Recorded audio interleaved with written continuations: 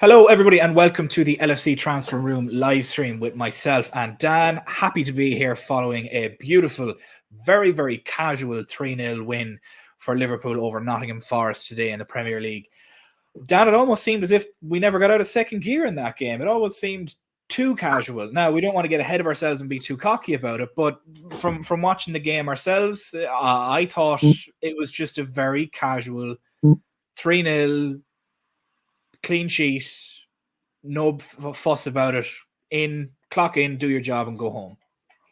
The way I see that game is that casual. I don't know if that's the right word that I would put it from. What I would do is it was just complete control from start to finish. It was every player in every position and every department within the team that played today, from up front, midfield, defence, and goalkeeper. Everybody knew the plan. Everyone got on with it. Everyone did it the way that they were supposed to. And it was a total performance, and to coin the phrase total football, that's exactly what I saw. I saw us play as good as we ever played under Jurgen Klopp. That may not be the most wild game, but what it was just a case of we have a job to do, and that job is to win today and do it convincingly. And we did. We were absolutely fantastic. I was so pleased with the way we played. Yeah, as was I. It was beautiful to watch. I started watching it a little bit late. I only came on at about the 10th minute and started watching it. I was out of the house at the time. But from that moment on, Forest never seemed like a threat. And I don't know if that was just our game plan or how our midfield was able to cover ground. Gravenberch was a little bit not at the races today, but again, he did play midweek, so I'm not necessarily too worried about that. He'd done his job. He didn't make any mistakes, and that's really all you want from your midfield. Szoboszlai was Szoboszlai. Like, what more can we say about this man that hasn't already been said? McAllister played a stormer of a game as well. Quiet in the stat sheet. However, if you watch the game, you've seen all the work that he done. He was passed before the assist, if that makes sense. He facilitated an awful lot of quick breaks, counterattacks, and it was just beautiful to watch. And Darwin Nunez, I think we've unlocked him. I think it's fantastic. And the commentator saying he didn't know much about that goal, who cares? He had his foot out instinctively in the right place and put it into the roof of the net. I don't care if he didn't know about it. He'd done it instinctively because that's what a good number 9 and striker does. For me, though, it was almost storybook in the way the first goal went in. In that it was the man that replaced Luis Diaz, who is currently away from the team due to incidents going on in Colombia at the moment. Thankfully, Luis Diaz's mother has been located. There's been rumblings of his dad being located as well. However, there's still the police are offering 2 million pesos for any information that leads to the rescue of his dad or any information of that. So we don't know if his dad has been found as of the time of the stream. But trying times for Luis Diaz, and it seems to be a bit of a thing that happens over in South America and that part of the world. Just Canelo Alvarez, the boxer, had the same situation happen to him as well. But we won that game for Luis Diaz, and I feel that it was almost storybook and only fitting that it was Diogo Jota, the man who came on and replaced him, that scored the first goal.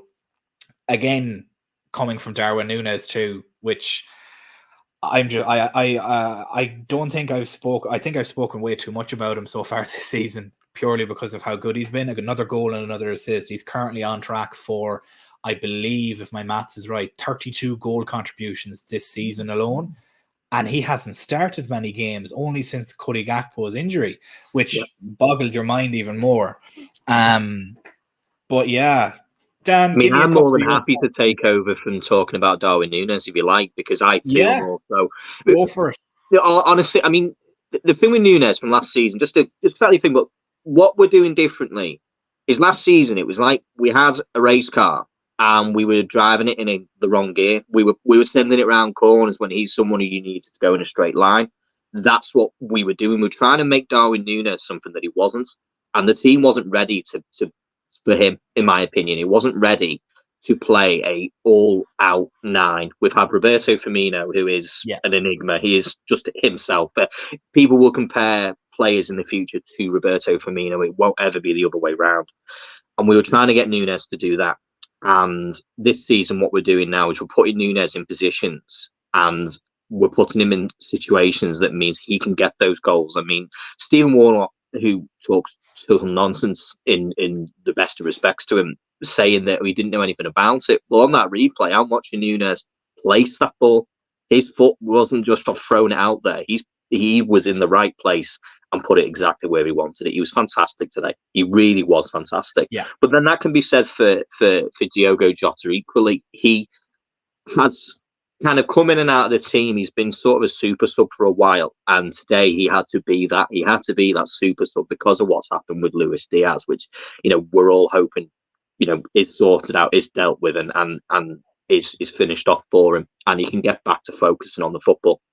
But Jota came in, did his job after playing a 90 midweek, and then came here today and also put in a big performance, which is a lot to ask from a lot of our players.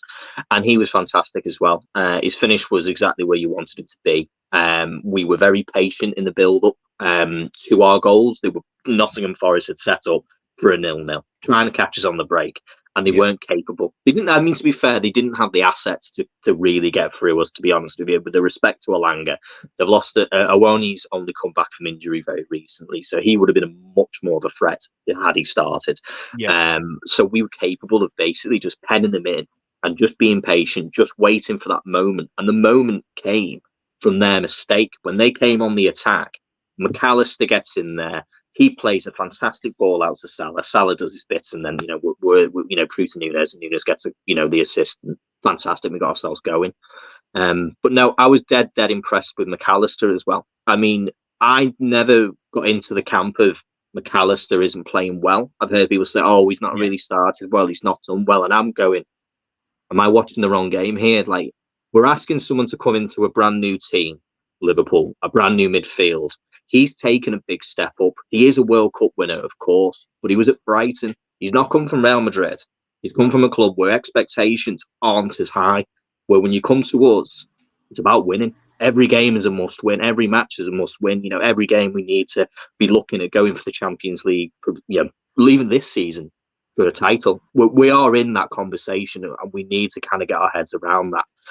And he's played fantastically. And I kind of counted within 4 minutes, he'd already won the ball back for us 3 times. So he's doing his job, and he's not just doing his job well. He's also offering a lot more going forward than we've ever been used to from that position. So I'm really, really impressed. Yeah, McAllister, I was never in the camp that McAllister is not performing well because, as you mentioned, he's in a new team in higher expectations. Not to say that Brighton doesn't have the same expectations. They obviously want to win their games and they want to perform well. And with them in the Europa League, I would have had them as one of the favourites going into that. But of teams' first year in a European competition with those added games midweek, it does usually tend to see them struggle a little bit. So now that he's come into Liverpool and he's not only playing in a brand new midfield in a brand new team, he's also playing a position that he normally wouldn't play. And he's still performing, and he's playing as if he's a 10 but in a 6 role. So he's doing the job of a 10 and a 6 in the same game, and an awful lot of that goes unsung and unnoticed purely because it doesn't really show up in the stat sheet, and it takes the eye test of you actually watching the game to be able to see that. And I've been seeing it since the start of the season. He's had some ifs and some buts, but again, he's playing out of position, and you can't necessarily fault him for that. It's a situation, a circumstance. But I think our whole midfield played fantastically today. I think Ryan Gravenberch might have been the poorest of the 3, but even that's saying something because he played a stormer of a game midweek and has now come into this and put in a decent shift. He didn't make any mistakes, which is the key component to it. So I have no faults for him either. If I was to pick a particular man of the match, as Jamie Hughes mentions here, Szoboszlai would be one of them. It would be, for me, it's between him and Darwin Nunez. It's a coin flip for me between the two of them. I'm not sure what other people will see on that. If anybody has any other opinions on some man of the match candidates other than Szoboszlai and Darwin Nunez, throw the name and your reasoning into the comments, and we'll have a look at it, because they were the only two that I could see that really sort of stood out from the rest. But again, we never really got out of second gear for anybody to properly threaten us. Like, Nottingham Forest didn't have a shot on target all game outside of Alanga's crack at the top, the crossbar. But again, the game was dead by that point, as you mentioned before we started. Realistically, just from the notes that I'm looking at here, the only gripe that I would have with us in this game is that I feel like we need to, and I said it in our group chat, that we need to finish off teams quicker. Like Forest came out of the second half with a bit of life in them, and if they nabbed an early goal there, we would have been basically hit with a haymaker, and they could have robbed points from us today.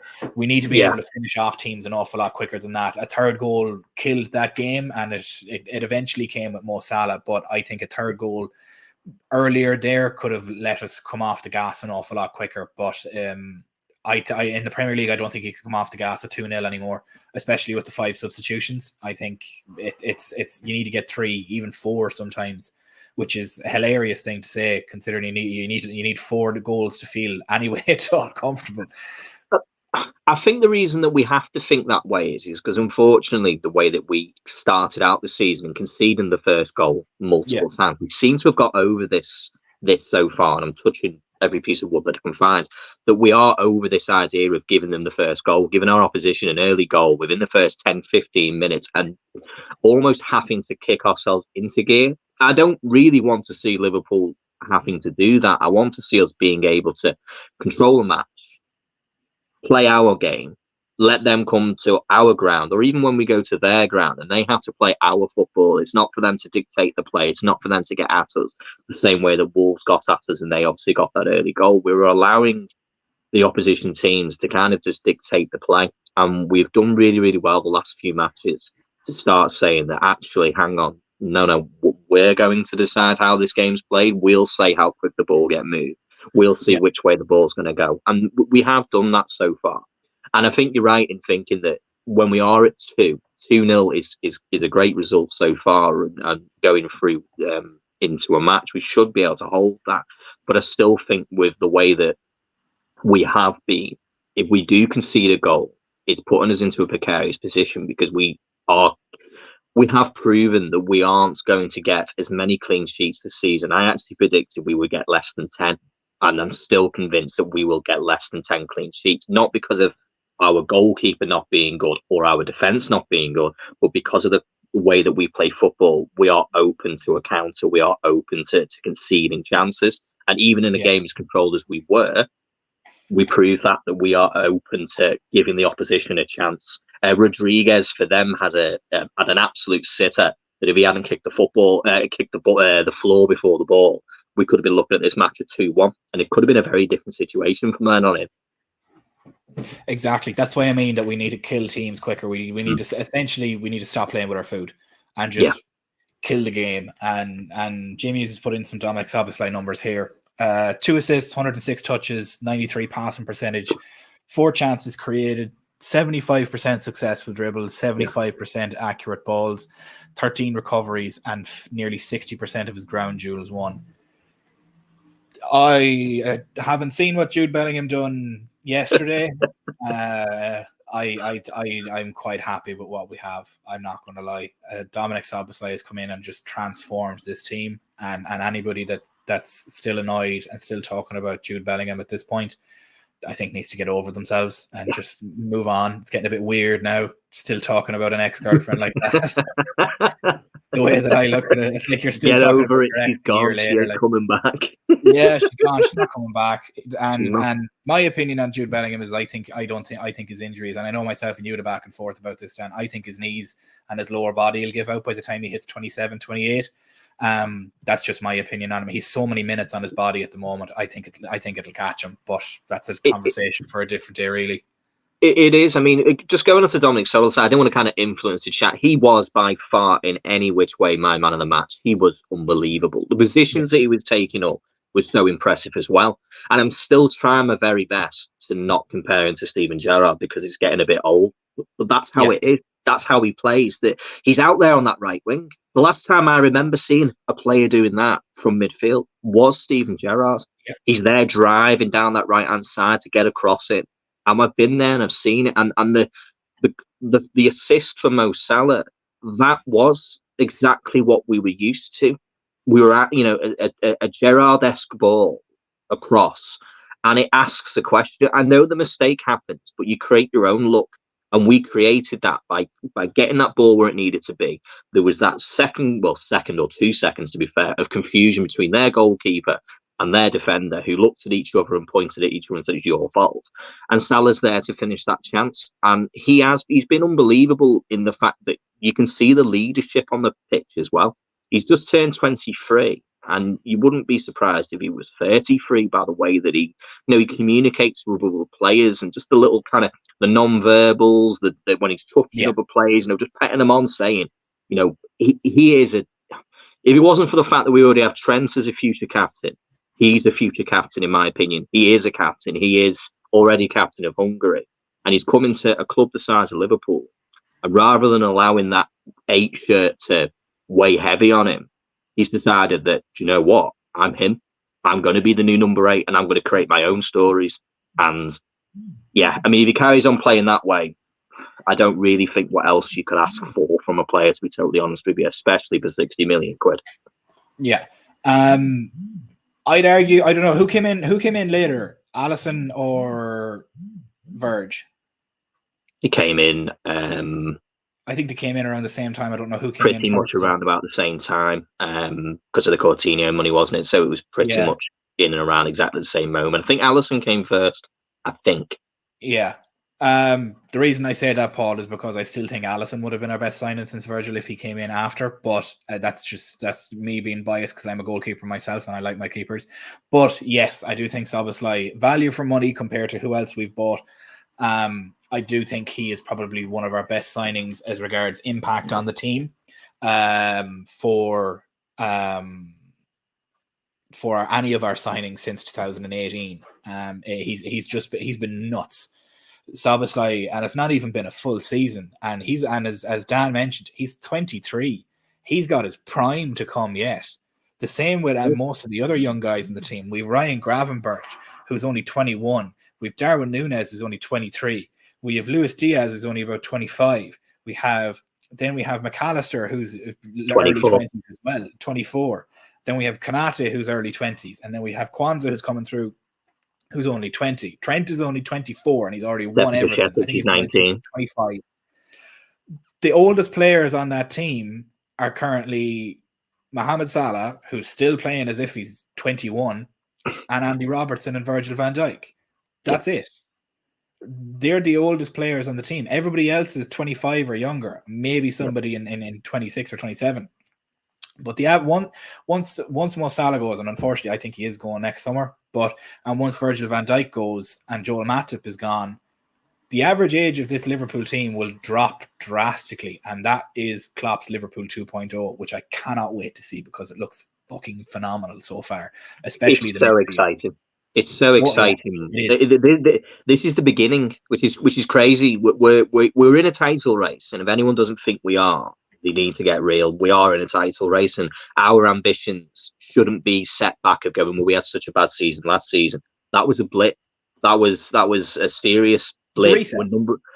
So many players dropped off late, which was so unexpected. I don't think anyone saw those players to fall completely off a cliff, and we've replaced them. So what's happened is we've taken out the parts that weren't working and put in brand new, fresh parts. And that's how it is. Our system is now back up and rock and rolling, and we're playing unbelievable football. We've ironed out a number of problems that we had earlier on in the season. We're scoring plenty of goals, which is, I never thought we wouldn't with the attack power that we have. But that's working well. The midfield seems to have sorted itself out, and the defence has sorted out the issues that we had early on, which was just conceding those early goals and just being not quite switched on. And we are switched on again. And we've got a good run of games now. Let's start throwing the points on and start throwing the pressure on and saying to other people, oh, by the way, we are back. Yeah, that's the way I look at it as well. Liverpool of old is back. I don't think we'll be playing the same way as we done in like 2019 and 2020. However, I do think that this is a new form. It's 2.0. It's the reloaded Liverpool. I think this team is now geared up for the departure of Mohamed Salah and the departure of Virgil van Dijk, and the next couple of transfer windows between January, summer, and next January are all going to, our next 10 years is going to hinge on them. So hopefully they go well.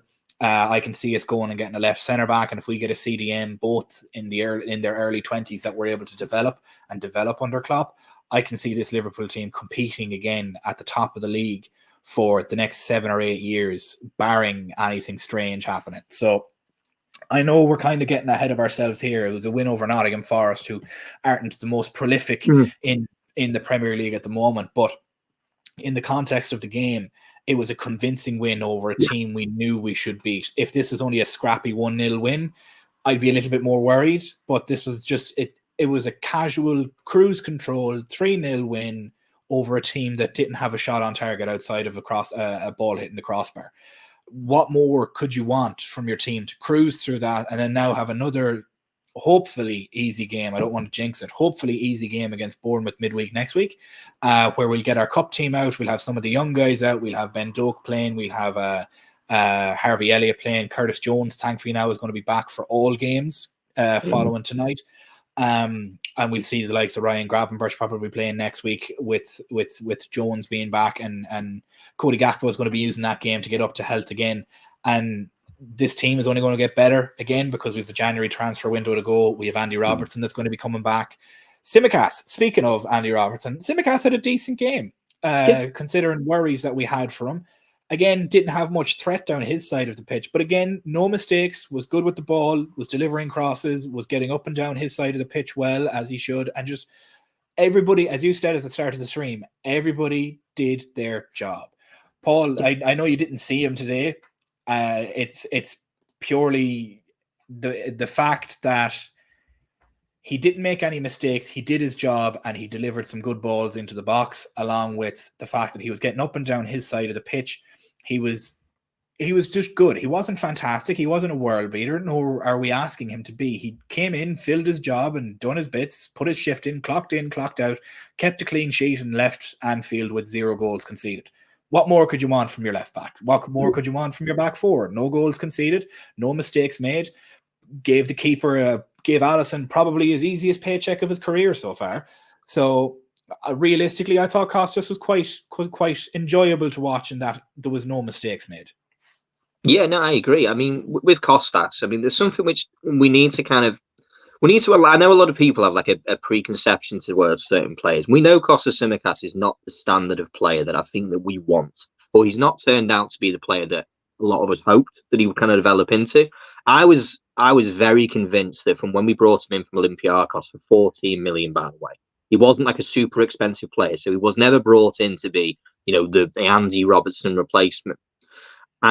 He hasn't kicked on as much as I'd have hoped that he has. But what he isn't being allowed from a lot of fans, and I think they need to, is that he hasn't had a run in the games. He hasn't. We talk about a lot of players, and we give them that opportunity and say, "Oh well, he needs to get up to speed. He needs to do this." He hasn't had a lot of minutes. He hasn't done this or whatever. But with Costas, it's like an almost kind of people are setting him up to fail, and he needs to be allowed a few games. As long as he doesn't have any stinkers, as long as he's not going out there and causing us problems where we're conceding goals, all we need him to do is to do a job.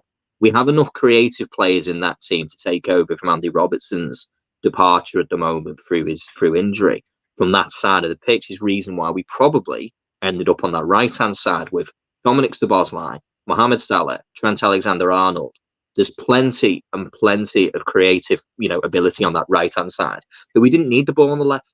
We didn't need it. It wasn't required. So it's probably why, Paul, you didn't see him, because he didn't need to be part of that part of our game.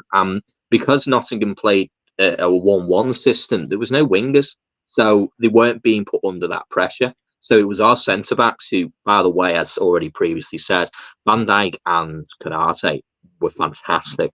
They were absolutely unbelievable. Like, they were intercepting the balls, winning the balls in the air, the passing out, the range of passing was back as well. Van Dijk was throwing some long balls in there again, which we haven't seen for a little while. And I was just so impressed, just as a team, across the whole back four. I think everyone came in and did their job, and that's all we asked today. Keep a clean sheet, let the rest of the team do what they need to do. Exactly. Halo makes a comment here, and I'm trying to think of it as well, is that, correct him if he's wrong, I've been watching the Premier League for a number of years and I can't remember a more competitive Premier League season ever. Am I wrong? To the best of my memory, at this point of the season, when the top four are currently, give me 1 second, I'll have a look at it. I want to see what the tables are at the moment.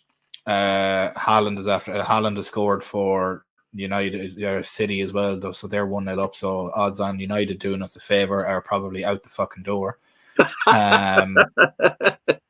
Unfortunately, that's just the way It's never I'm going to looking at it. happen anyway. Let's get it straight.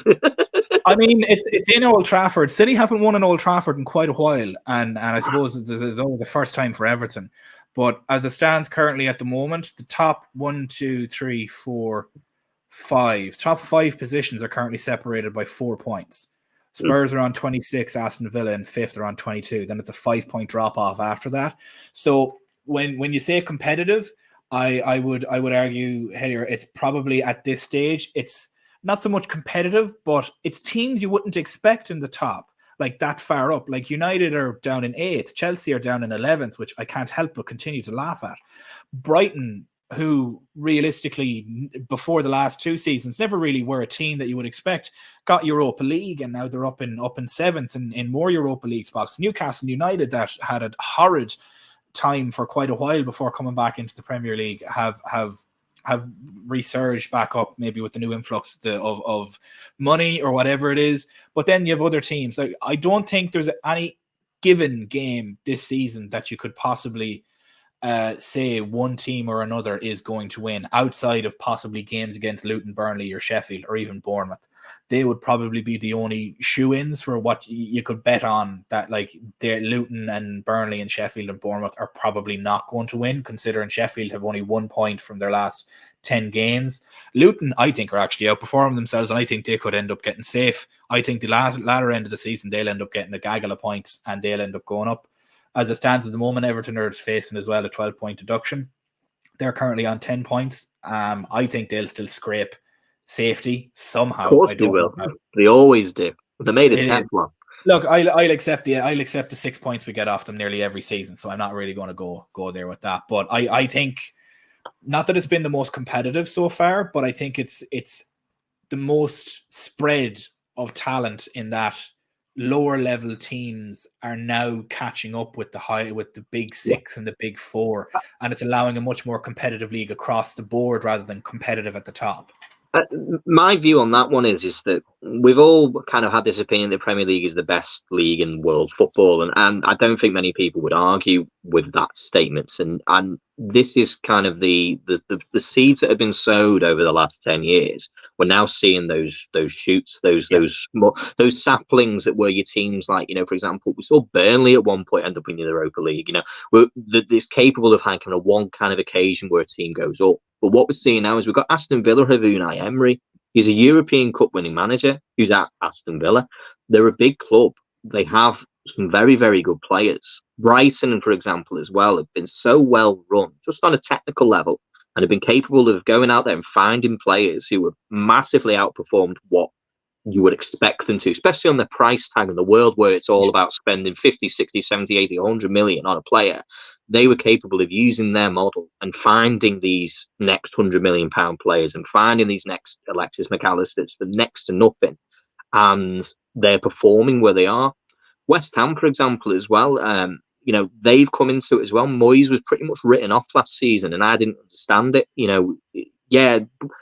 Previous seasons, West Ham competition. Yeah, exactly. They won a European competition and they were doing well, and there was some murmurs in their fan base about sacking him and saying, I don't think he's good enough. And I think some of the fans were forgetting the fact that West Ham at one point were a relegation sort of yo-yo team. They were always sort of teasing with a relegation fight, and some seasons they'd finish 12th, and then some seasons it's like, oh crap, they're very, very close. And the season before last was one of those. I think that what we have now is probably the fairest league in the way that it's run, and that's evident by the way that you look at the top 10. There's none of those games I think, do you know what, I fancy them, because they're all going to be tough matches. The bottom half of the table, I'm expecting us to beat Luton home and away. I'm expecting us to beat Nottingham Forest, and anyone probably from 12th downwards is an expectation. But there's a lot of tough games in this league. And that Aston Villa result that we got when we beat them 3-0 is looking better and better and better every single week, because they're a serious team. And for us to dispatch in the way that we did, fantastic. Yeah, I completely agree with you. And Paul mentions here from watching the Man United game currently at the moment that we won't hold it against you for wanting to sign both Amrabat and Mount, Paul, don't worry. But the gap between the two of them combined and Szoboszlai is just worlds apart. And I completely agree with you. I think Szoboszlai genuinely is the signing of the season. And I don't understand how people see people will say Declan Rice, and I can understand that from a quality point of view. But you can't say £100 million player is a signing of the season. He's expected to be. Yeah. The price tag needs to act as a handicap, though. You know what I mean? Like when we start saying you're a £100 million player, the expectation is you're going to be excellent. You're going to be 8, 9, 10 out of 10 every single week. And as we bring that price down, if we brought in a player Maddison is, to me, the signing of the season so far because of the impact that he's had on Spurs. But in a different way, I look at the way that the transformative effect that Szoboszlai has brought to us as a team. It may not be as assist heavy. It may not be as kind of goal heavy as to what we've had. But what he's brought to a whole team and how it's kind of pushed us along as a whole squad, he is absolutely, in and about that conversation. And the only way we can say signing of the season will be when it ends, because anything could happen between now and then. Yeah. No, I agree with you. At the moment, honestly, I think we've done serious business considering that we've signed 4 midfielders for the same price that essentially Chelsea signed 2, and one of which is absolutely shocking, and the other is just not playing at the moment, which, look, he made his bed. He can sit in it at this point. Even if they were the same price, I wouldn't see, to be honest, if they were the same price, you'd expect this from Szoboszlai, but I don't think anybody expected him to come in and dominate the way that he has, and much in the intangibles way, as how Dan mentions, that he comes in and he does stuff that you don't notice. He has been the signing of our season so far, and you are fucking joking me. And the 1 week that I don't have him in my fantasy Premier League, what a prick. He's back, isn't he? He's back. Oh, that's shocking. And did anybody know who got the assist? Because I'll tell you, if Alvarez didn't get the assist, I'm going to absolutely cry. I've given up on FPL. It's a killer. It breaks your heart every weekend. Obviously, I'm doing it. Yeah, I'm winning. I'm currently ahead by just 60 points so far in our league at the moment, the LFC Transfer Room League, and I've probably had my worst week so far. I'm on 56 so far. I'm top 2,000 in the world, so I'll put that in my resume and in my CV. So we'll have a look at. I would think so. Top 2,000 is unbelievable. But yeah, 10.8 million people in it. But yeah, I think this is a great actual point from Jay Hughes here, that he's like Ballack. He just comes in and absolutely commands the midfield. He, as you mentioned earlier, he's wearing the number 8 shirt. He reminds me of the last person to wear it. Just comes in and can drag a team forward. Naby. That's essentially it, though. He's a phenomenal player, and his intangibles drag a team forward. If your team is on a bad day, he'll run, get his foot in everywhere, get a pass in here and there, and just drag a team forward. Now, again, he's only 23, and Jamie mentioned he's a machine. I think he is as well. And for me, he was my man of the match just from thinking about it over again. And I love Darwin Nunez as an honourable mention as well. Oh, God, yeah. Before we finish up and before we let everybody go for the evening until we have our stream later on at 7:30 UK time, Dan, give me your man of the match and your honourable mention as well. Yeah, well, Dominic Szoboszlai is man of the match for me.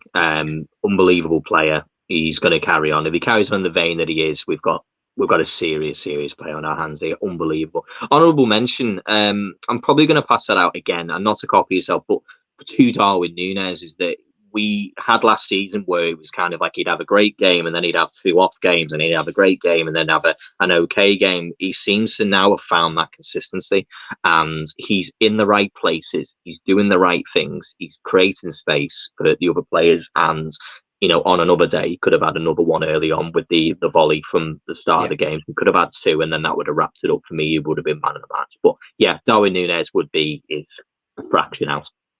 Yeah, that's the way I'd look at it as well. Jamie Hughes mentions Virgil van Dijk. I'd argue him as an honourable mention as well, purely from just how he commanded that back line. It was essentially a 2-man back line with the wing backs, the full backs flying up the pitch. I think he should be mentioned in that vein of it as well. And Paul is of the same thinking as well. Him and Kanate were monsters, honorable mentions. Completely agree with the two of you guys. But that is where we are going to leave it today. 3-0 victory. All three forwards that started have scored. Another 3 points, and Liverpool keep chugging on in hopes of another Premier League title. Thank you guys so much for joining us for this post-game stream. From myself and Dan, we'll see you guys soon, and make sure to come back to us later on at 7:30 this evening, where we have our Sunday night stream at 7:30 UK time. Thank you guys so much for joining us, and we hope you guys have a lovely evening. Cheers, guys.